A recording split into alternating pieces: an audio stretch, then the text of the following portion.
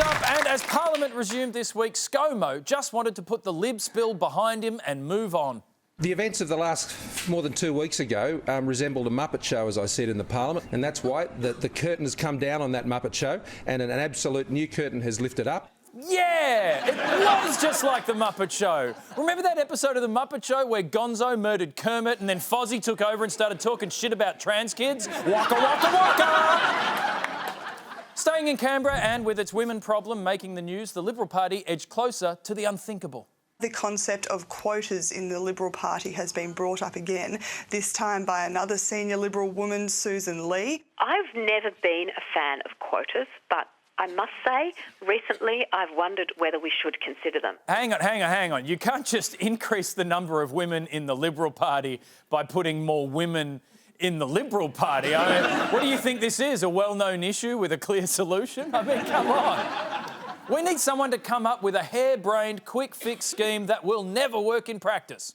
Someone needs to start, I'm not joking here, someone needs to start a women's party, right? More than 50% of the population are women. You hear that, ladies? Why settle for 50% representation across all of politics when you could have 100% representation in some thought-fart party spitballed by Ben Fordham on the Today Show, huh? To India, where 1/6 of the world's humans are now legally allowed to be gay. If they want, yeah. For 157 years, gay sex was categorised as an unnatural offence in India. But in a landmark decision, the country's Supreme Court has ruled that being gay is no longer a crime. The end of 2 decades of legal struggle to take out a Victorian law that made same-sex love criminal. Dancing in the streets and a drum circle, is there a better way to celebrate the legalisation of gay sex? Well, there is one way. I'm sure they'll work it out. In Thailand, the push was on to let cave kids be cave kids. Not even 2 months since their dramatic rescue, the 12 boys trapped in a flooded Thai cave have crawled through a replica exhibition in a Bangkok shopping centre. The bizarre reenactment has sparked concerns from psychologists who previously recommended the boys be given a 6-month respite for the sake of their mental health. Nah, they love it. They love it. Why wouldn't a kid who's been stuck in a watery hole for 3 weeks want to reenact it while people take selfies on their way to Just Jeans? I mean, why stop there? Let's rebury the Beaconsfield miners under the Bondi Junction Westfield. Congratulations to Naomi Osaka, who took out the US Open title this week, while Serena Williams tried to take out the umpire. Serena Williams unleashing a tirade on the umpire at the US Open after she was handed a code violation for on-court coaching. This is not fair. There's a lot of men out here that have said a lot of things, and because they're men, that doesn't happen to them. And as the world descended into an irresolvable debate about on-court sexism, one brave Australian strode in and somehow made it about off-court racism.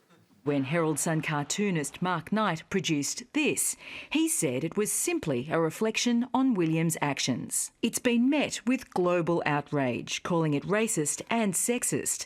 The National Association of Black Journalists calling it repugnant on many levels, reminiscent of offensive cartoons a century ago in the States. Among others condemning it, basketballer Ben Simmons and Martin Luther King's daughter. So what did Mark Knight have to say in his defence?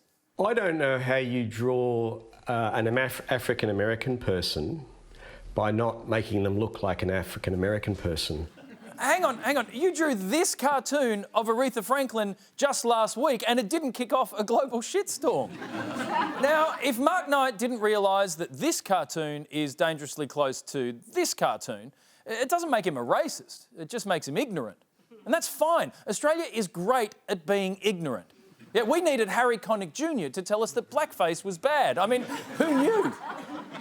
But when the daughter of Martin Luther King Jr., who knows how to spot a racism, tells you that this is a racism, maybe just accept the umpire's call and don't spit the dummy, because otherwise you might end up looking like an offensive doodle.